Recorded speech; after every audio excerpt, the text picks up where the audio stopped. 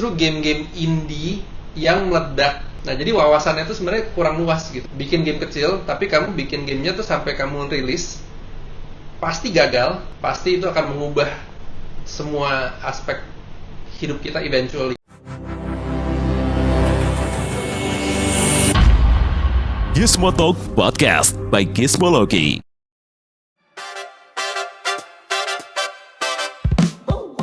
Oke, halo Gizmo Friends, kembali lagi di Gizmo Talk bersama saya Pradik Nugrahanto. Dan di sebelah saya, kalau kalian lihat thumbnailnya dan sudah cek episode Gizmo Talk yang sebelumnya ya, pasti gak asing sama sosok yang satu ini, apalagi kalau Gizmo Friends suka main game-game lokal.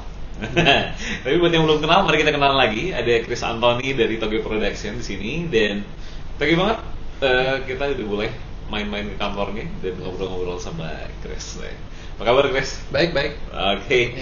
Kalau di episode yang lalu ya, Gizmo Friends sebelum nonton, kayaknya wajib nonton dulu sih, biar tahu lah ya apa-apa yang sudah dilalui Toge selama hampir 2 dekade ya. Iya. Ini udah tahun ke-17 ya? 17. Wih, luar biasa ya. Nih, kita kali ini mau ngomongin soal bagaimana sustainability atau keberlanjutan ekosistem game lokal gitu ya. Kalau mungkin Gizmo Friends ada yang ingin mengeksplor lebih dalam lagi gitu ya, wah kayaknya jadi game dev atau publisher adalah jalan ninjaku gitu. Siapa tahu ada celahnya dan Chris bisa ngasih beberapa insight gitu kan. Nih, kalau ngomongin soal barrier atau hambatan gitu, apa sih yang menurut Chris sebagai yang udah punya jam terbang tinggi gitu ya di industri game Indonesia soal pengembangan game lokal sendiri? Apakah masalahnya finansial atau sebenarnya ada yang lain gitu? Nah, mungkin yang paling umum sih memang masalah finansial ya, kayak pendanaan gitu kan. Tapi menurut saya itu juga sebenarnya gini, kalau dilihat biasanya game developer Indonesia terutama yang baru mulai itu biasa ambisinya terlalu besar. Jadi ibaratnya tuh kayak baru mau pertama kali bikin game gitu, langsung mau bikinnya kayak MMORPG atau mungkin GTA gitu kan, skalanya gede banget gitu.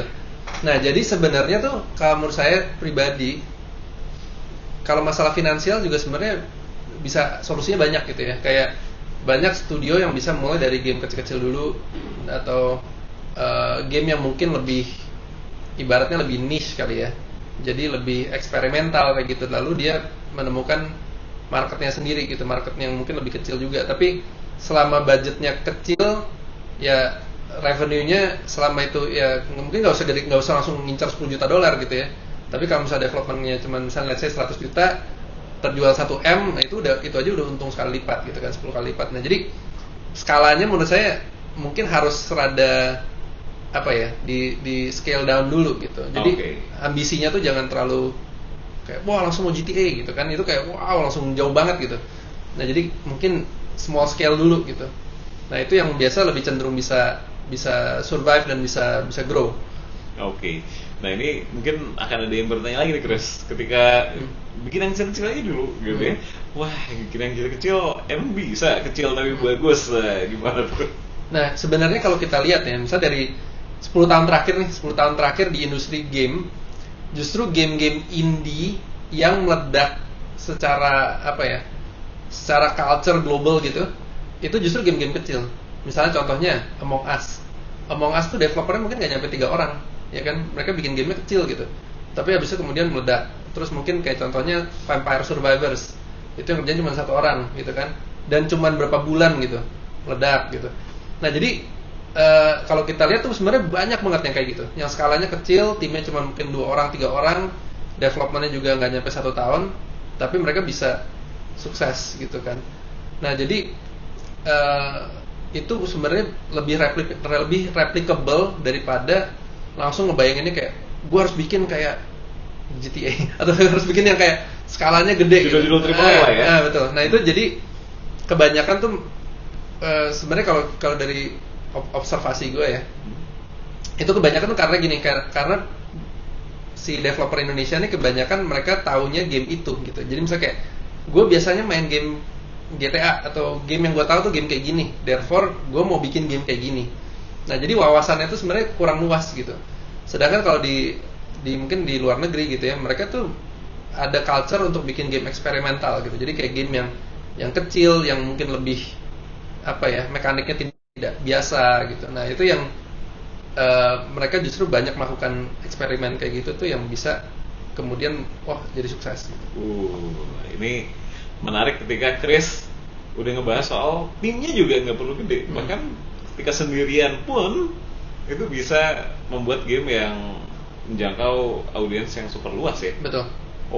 Nah kalau menurut Chris sendiri nih soal sumber daya manusia gitu ya, apakah ya mungkin Geeks of Friends ada yang langsung bilang wah SDM Indonesia juga banyak kok yang bantu judul-judul besar internasional gitu kan. Nah tapi untuk mengerjakan judul orang gitu ya, bekerja dengan orang lain dan mengembangkan sendiri kan itu dua hal yang berbeda gitu ya.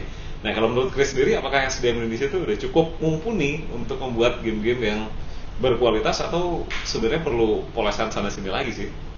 Sebenarnya kalau dari sisi, kalau kita ngeliat talentnya aja ya, sebenarnya kemampuannya tuh kita nggak kalah. Jadi banyak banget developer di Indonesia tuh yang sebenarnya secara skill itu bisa compete gitu ya, bisa comparable dengan developer luar. Nah biasanya yang menjadi tantangan itu bukan skill teknisnya, tapi lebih ke directingnya. Jadi mereka mungkin bisa bikin gamenya, eksekusinya bisa, tapi game directing gamenya tuh kurang apa ya, kurang marketable gitu. Nah itu yang biasa menjadi kenapa gamenya tuh sebenarnya kalau dimainin ya tidak jelek, tapi orang nggak ada yang mau beli karena dari awal gamenya tuh tidak ketemu marketnya. Nah jadi bukan masalah gamenya jelek gitu, tapi dia dari awal tuh tidak tahu nih gue mau jual ke siapa gitu. Nah itu yang biasa mismatchnya di situ. Jadi apa, tantangannya itu justru bukan masalah teknis, kemampuan teknis ya, tapi mereka banyak yang itu kan soalnya ilmunya kayak mungkin lebih kayak marketing, bisnis dan lain-lain, kayak melakukan misalnya market research dan lain-lain. Nah itu yang mereka banyak yang nggak punya apa ya, kayak mungkin wawasan di situ gitu. Nah itu yang biasa menjadi challenge-nya di situ. Oke. Jadi ini kalau pertanyaan berikutnya adalah, kalau tadi Chris sempat mencontohkan ada loh dev game yang solo game dev yang berhasil menembus pasar internasional. Tapi tadi ada juga faktor-faktor non teknis yang ternyata mempengaruhi tingkat lakunya sebuah game. Nah, kalau gitu berarti gimana nih strateginya? Apakah solo game dev itu perlu orang yang super banget gitu ya? Artinya dia punya keahlian di bidang teknis dan non teknisnya juga bisa gitu. Atau cobalah tadi bergerak dengan 2 atau 3 orang. Yang mana yang lebih prospek menurut Chris? Sebenarnya kembali lagi gini, kayak tergantung ke masing-masing developernya ya. Misalnya gini, kalau menurut saya sih tidak perlu sampai bikin tim yang gede. Tapi pertama ibaratnya gini, mungkin saya kasih gambarannya, misalnya kita mau bikin bisnis gitu ya. Misalnya saya jago masak gitu. Saya jago masak dan saya mau bikin bisnis restoran gitu, misalnya kayak gitu ya. Biasanya orang tuh ngira bahwa karena saya jago masak, saya bisa bikin restoran langsung laku.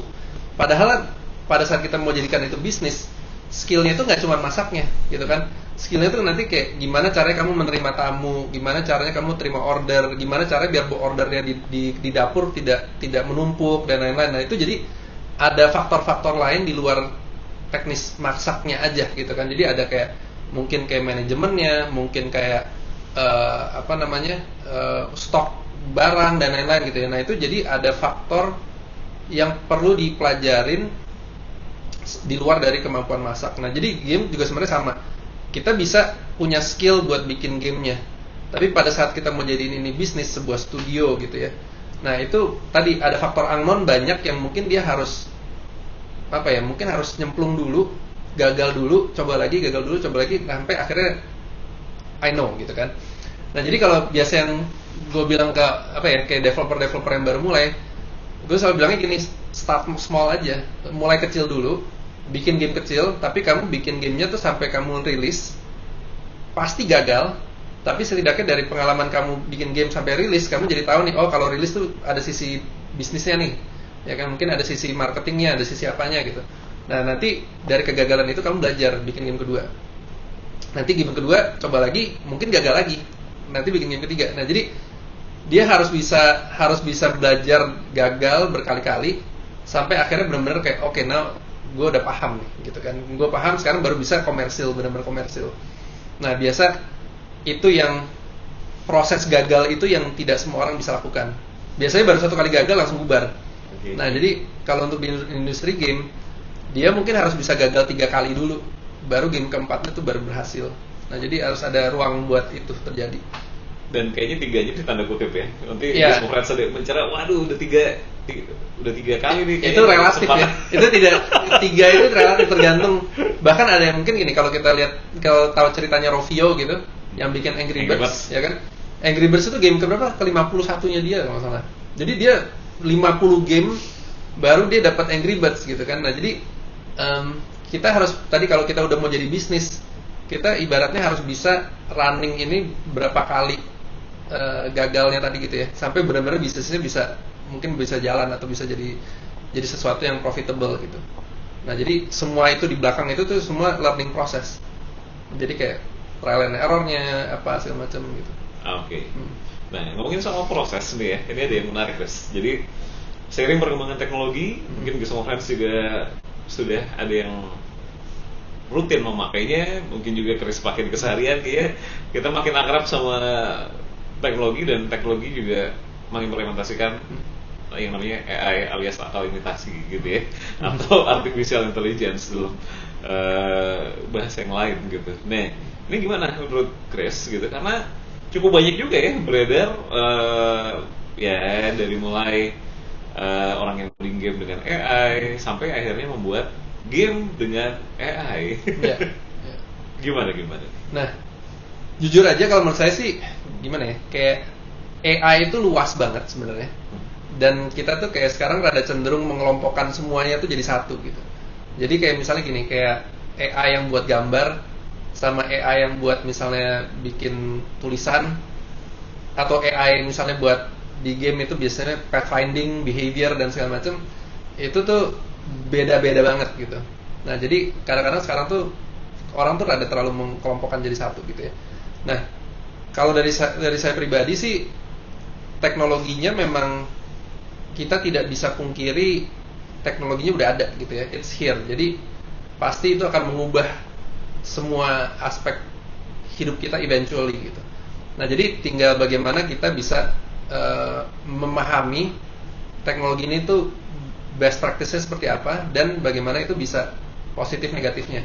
Jadi kalau misalnya buat contohnya di game development, misalnya gini, kalau semua orang bisa bilang aja gitu ya, kayak bikinin saya GTA gitu, dan kalau semua orang udah bisa bikin GTA semudah itu, berarti nanti game GTA itu tidak ada nilainya, ya kan? Ibaratnya semua orang bisa kayak bikinin saya Mona Lisa. Saat semua orang bisa bikin Mona Lisa tuh nggak ada harganya gitu. Jadi kayak itu udah kayak sesuatu yang komoditas gitu.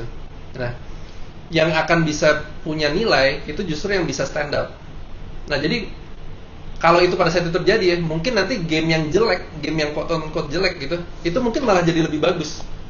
Karena semua orang melihat semua game kayak gini sama gitu kan. Terlalu sempurna gitu. Terlalu sempurna gitu. Begitu dia melihat game yang kayak, oh kok ini beda, nah itu yang justru menjadi nilai selling point gitu. Yeah. Nah, untuk itu bisa terjadi, si game developernya itu pasti harus punya jam terbang gitu. Harus punya kayak artistic vision, harus tahu cara eksekusinya, harus tahu kayak kapan menggunakan apa, bagaimana gitu. Nah jadi ujung-ujungnya sih nggak bisa cuma hanya karena AI kamu akan bikin produk bagus, enggak. AI-nya itu mungkin malah bisa menjadi apa ya namanya, menghambat kamu gitu, karena kamu terlalu bergantung sama AI, ya kan? Kayak misalnya ibaratnya kalau sekarang misalnya kita udah terlalu gampang, misalnya oke, kita punya korek api nih, ya kan? Kita jadi meremehkan, oh bikin api gampang pakai korek api aja. Tapi begitu kita terdampar di sebuah pulau yang nggak ada korek api, gimana bikin api? Padahal kalau orang zaman dulu, oh gampang pakai kayu, batu gitu kan. Tapi karena kita sekarang tidak punya skillnya, jadi kita nggak tahu caranya gitu. Nah jadi pada saat kita tadi bikin game itu tadi, kalau kita terlalu bergantung sama AI, begitu AI-nya itu jadi sebuah variabel yang tadi yang gue bilang kayak tidak tidak bernilai gitu ya, misalnya kayak semua sama aja nih gitu. Nah jadi begitu kamu mencoba stand out tapi kamu nggak pernah belajar caranya itu ya, gimana caranya bikin art atau bikin coding gitu, kamu nggak tahu caranya bisa stand out. Nah itu yang nanti akan menjadi challenge itu di situ. Oh, oke. Jadi tetap ya proses gitu kan, ingat-ingat. Yeah. Dan kalau ngomongin tren teknologi juga nih Chris, ini ada ya fase-fase yang udah dilalui gitu ya. Dari mulai Toge juga start dari game Flash, sekarang udah banyak di game PC dan konsol gitu ya. Dan perkembangan teknologinya juga makin gitu kan. Kalau dulu orang mau beli game fisik gitu ya. Sekarang beli game digital. Dari yang era digital, sekarang udah mulai ada langganan kayak Game Pass gitu. Nah, gimana nih kalau masa depan distribusi game? Kalau menurut Chris, apakah memang banyak, soalnya juga banyak ya, boleh dikoreksi juga kalau keliru gitu, developer game mobile yang akhirnya beralih ke platform PC. Gitu. Jadi pola distribusi game di masa depan dan ya mungkin juga dari sekarang dan waktu yang tidak terlalu jauh gitu ya, itu arahnya kemana guys? Apakah memang mobile itu sudah terlalu saturated gitu ya, dan inilah celah untuk bermain yang masih belum red ocean banget gitu? Ya. Sebenarnya kalau menurut saya itu kayak gimana ya? Itu tidak ada apa yang nyebutnya? Tidak ada satu tempat yang terbaik gitu. Yang ada tuh kayak ada banyak tempat yang terbaik buat beda-beda orang. Nah jadi misalnya gini, kayak tadi untuk kenapa banyak game developer dari mobile akhirnya pindah ke PC gitu ya, karena tantangannya di mobile itu sekarang udah kayak race to the bottom gitu kan, kayak semuanya harus free gitu, semuanya jadi free to play. Lalu misalnya monetization-nya jadi terbatas, misalnya dari kayak advertising lah atau mungkin in-app purchase dan lain-lain. Nah jadinya itu kan melimit buat developer yang saya tidak punya budget atau saya tidak mampu untuk bisa survive kalau saya bikin game terus saya kasih gratis terus berharap dari ads gitu kan. Nah jadi buat game developer yang seperti itu, dia akan lebih cocok untuk kamu ke premium. Nah premium itu biasanya PC atau konsol gitu kan. Jadi bisnis modelnya akan menyesuaikan bagaimana yang cocok gitu. Tapi kalau misalnya buat developer yang misalnya nih kayak gue bikin game iseng-iseng kecil gitu kan, terus taruh aja ads, dia taruh aja di mobile gitu ya, mungkin itu cocok buat dia gitu. Atau di spektrum yang ekstrim lainnya adalah company yang multi-billion dollar. Nah itu mereka bisa ke mobile compete dengan Tencent dan lain-lain gitu ya. Tapi pada saat kamu di tengah-tengah nih, mobile is not your friend gitu. Nah jadi kalau menurut saya sih kembali lagi ke bagaimana si developernya itu harus mengerti kayak kamu tuh cocoknya di mana gitu. Kayak misalnya bisnis model yang kamu bisa dengan resources yang kamu punya, mana yang paling cocok gitu. Apakah ke mobile atau apakah premium atau mungkin bahkan subscription model. Nah itu bisa beda-beda, dan yang bisa menilai itu hanya developernya. Karena ekosistemnya tuh kayak ya luas gitu ya. Ekosistemnya luas, tinggal sekarang kamu mampunya di mana gitu. Kamu bisa compete-nya di mana gitu. Oke, jadi ya pahami ini ya, pahami gelasnya paling pas di mana, gitu kan? Oke, nih terus kalau ngomongin soal ini juga, ketika udah identitas gitu ya, Toge mungkin Gisofred bisa cek juga di episode sebelumnya, Chris juga sempat bilang kenapa selalu mengimplementasikan nilai-nilai budaya lokal dalam IP-nya gitu kan. Nah, itu kan satu hal yang jadi ciri khas gitu. Cuman gimana sih caranya kalau ada dev atau publisher lain yang wah kayaknya iya juga ya, menarik juga untuk punya ciri khas atau mau mengimplementasikan hal serupa gitu ya ke produk-produk mereka gitu. Tapi gimana caranya supaya nggak kesannya tuh ini tempelan doang nih, cuman ini mah cuma ikut-ikutan Toge nih kayaknya gitu kan. Nah gimana caranya supaya itu tuh ciri khas itu bisa atau implementasi hal-hal yang lokal misalnya gitu ya, supaya jadi ya ujung-ujungnya jadi ciri khas juga sih. Cuman gimana caranya mencampurkan tanda kutip mungkin idealisme gitu sama strategi jualan ya, dari panjang lebar dibahas. Ya.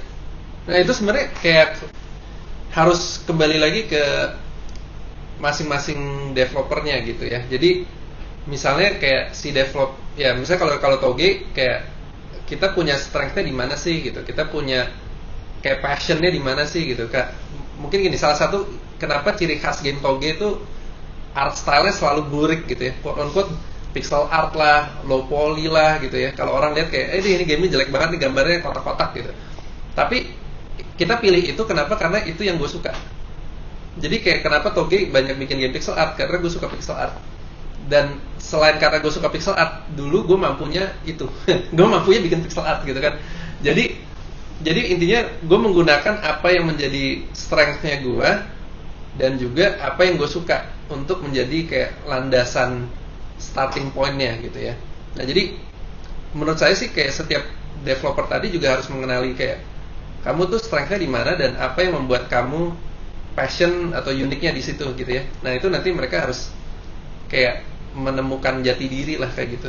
Oke. Dan kalau dari sisi jualannya ya, mungkin sisi jualannya tuh kayak kita jangan terlalu apa ya nyebutnya ya. Biasanya tuh kalau yang paling sering dilakukan tuh kayak jualan Indonesianya tuh terlalu frontal gitu. Kayak wayang atau batik gitu kan, terlalu di depan. Sedangkan kalau kita ngelihat dari posisi konsumen gitu ya, mereka mungkin kalau orang Amerika ngelihat kayak apa ini wayang, gue nggak tahu wayang gitu. Jadi tak kenal kan maka tak sayang gitu. Jadi begitu mereka ngeliatnya kayak gitu, jadi mereka jadi nolak gitu. Nah, jadi kita biasanya harus mulai dengan apa yang sesuatu yang universal dulu. Jadi siapapun di seluruh dunia tuh bisa kayak oke, gue bisa mengenali ini familiar dan gue sudah tertarik dari mungkin temanya atau apapun gitu ya. Nah, baru nanti elemen-elemen lokalnya itu kita selipin di dalam gitu. Nanti kayak kalau kita misalnya kalau culture Indonesia sudah se-mainstream kayak samurai atau ninjanya Jepang gitu ya, mungkin bisa lah gitu langsung di depan kayak ninja gitu kan, atau wayang gitu. Tapi masalahnya di Indonesia kan culture kita belum se-mainstream itu gitu. Nah, jadi itu akan ada proses gitu ya buat itu mungkin suatu hari nanti jadi mainstream, tapi karena saat ini belum, jadi itu kita nggak bisa langsung jualan wayang gitu. Kita harus lebih subtle gitu kayaknya. Oke. Nah, dan untuk mendapatkan itu tadi ya, support atau teman diskusi gitu, kalau dilihat sih Toge itu cukup kental dengan community development gitu kan. Nih, seberapa penting sih peran sebuah atau ya game dev atau publisher gitu ya punya interaksi atau pengembangan komunitas yang baik sebetulnya?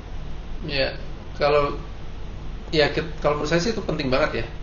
Karena kan di misalnya gini, kayak awalnya Toge mulai itu juga kita misalnya gini, di industri game Indonesia tuh bisa dibilang kita nggak punya ekosistem yang apa ya, yang mapan gitu, yang mature gitu kan.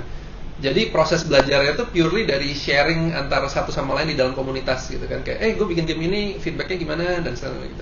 Nah, jadi itu menjaga komunitas itu saling sharing dan segala macam itu penting banget buat pertumbuhan dari masing-masing kayak studio dan ekosistemnya juga gitu. Karena semakin banyak yang bisa sharing ilmu, studio yang lain juga makin bertumbuh gitu kan, misalnya makin jago atau makin apa gitu kan. Nah, jadi karena waktu itu ya kita ekosistemnya yang literally cuma itu doang gitu. Nah, jadi karena Toge pun kita belajar dari sharing dan dari komunitas tadi, kita merasa itu jadi salah satu elemen penting yang harus terus dipertahankan gitu untuk kayak generasi selanjutnya ya. Jadi karena kalau mereka nanti ada yang baru masuk atau baru mau masuk industri game, mereka jadi punya wadah atau tempat buat kayak belajar ya kan, atau mungkin mereka bisa kayak nanya-nanya atau apa segala macam. Nah, jadi menjaga komunitasnya itu penting banget sih buat kita. Wow. Nah, ini di episode lalu Chris sempat bahas soal investasi gitu ya. Ini juga lanjutan dari tadi gitu, support dari ekosistem gitu, dan juga bagaimanapun tadi di awal Chris juga sempat bilang gitu ya, bahwa challenge-nya untuk game dev lokal ya nggak bisa dipungkiri adalah soal permodalan gitu kan. Nah, cuman pertanyaan berikutnya nih, mungkin guys juga ada yang merasa aduh gatel banget nih lagi mau nyari investor tapi ntar kendali gue tidak 100% dong gitu kan, tapi tidak ada investasi juga berat melangkahnya. Nah itu gimana? Ya. Mencari titik imbangnya gimana sih? Nah sebenarnya gini, kalau di industri game itu ya kita tidak selalu harus punya investor sebenarnya. Jadi misalnya kayak bisnis model dengan publisher misalnya, publisher itu kan ya memang mereka memberikan pendanaan juga ya, tapi mereka tidak mengambil saham perusahaannya gitu, tidak mengambil equity. Jadi mereka hanya fokus ke project yang didanai saja gitu kan. Nah jujur aja itu lebih cocok buat skala studio indie, studio yang baru, yang tadi yang kecil dan segala macam. Karena game pertama, game kedua, game ketiga mungkin gagal, ya kan. Tapi kalau dia punya publisher buat setiap gamenya, setidaknya mungkin publisher ini bisa mungkin modalin gitu atau nutupin biaya pengembangannya gitu kan. Nah jadi resiko kegagalannya itu tidak terlalu painful gitu.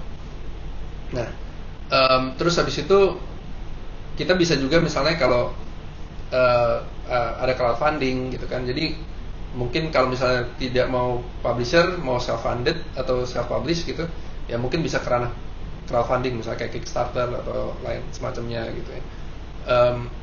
Dan sekarang juga kayak di Steam itu tidak kita tidak perlu bikin game yang terlalu besar gitu. Sebenarnya kalau kita bisa menjaga scope projectnya tuh untuk sesuatu yang kayak oke, gue sanggupnya segini, tapi gue yakin ini ada marketnya juga gitu kan. Jadi selama dia bisa menemukan itu juga dia bisa survive dan bisa grow. Nah jadi solusinya itu tidak selalu harus mencari investor yang nyuntik saham, nyuntik pendanaan buat ngambil saham dan lain-lain. Nah jadi opsinya sebenarnya banyak.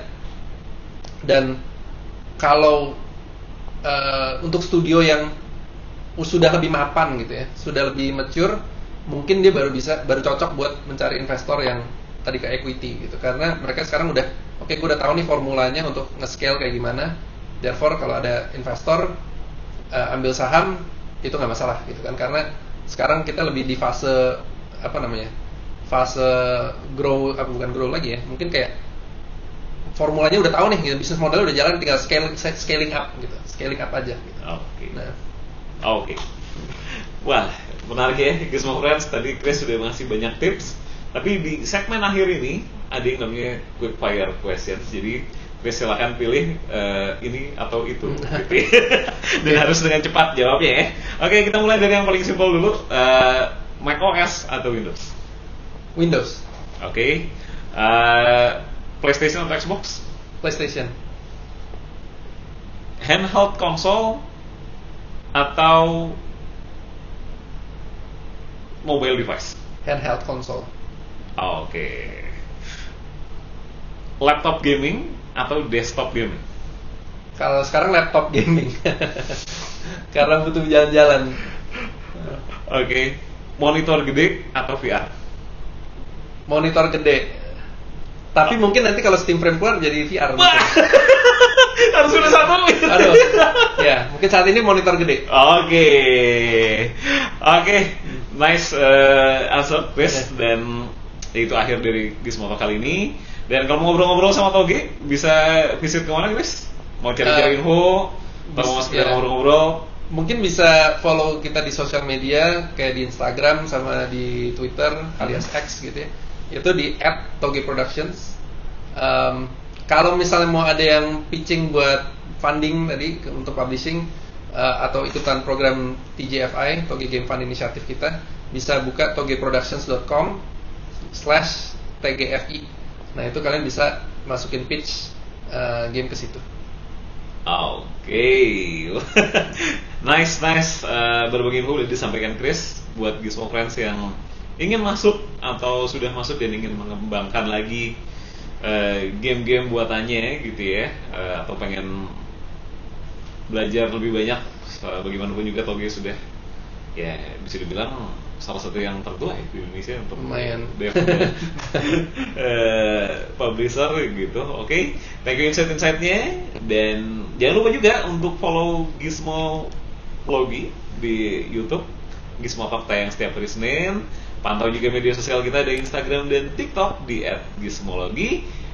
Gizmotalk.id juga boleh di follow ya. Dan pastikan juga untuk akses ke web kita di gizmology.id untuk update informasi teknologi yang lebih lebih reguler pasti. Oke, kalau gitu kita sudahi dulu episode kali ini. Mudah-mudahan kita ketemu lagi di episode lain yang tidak kelas dulu dari kali ini. Thank you Chris. Kita pamit dulu ya. Sampai ketemu lagi di episode menarik berikutnya. Bye bye.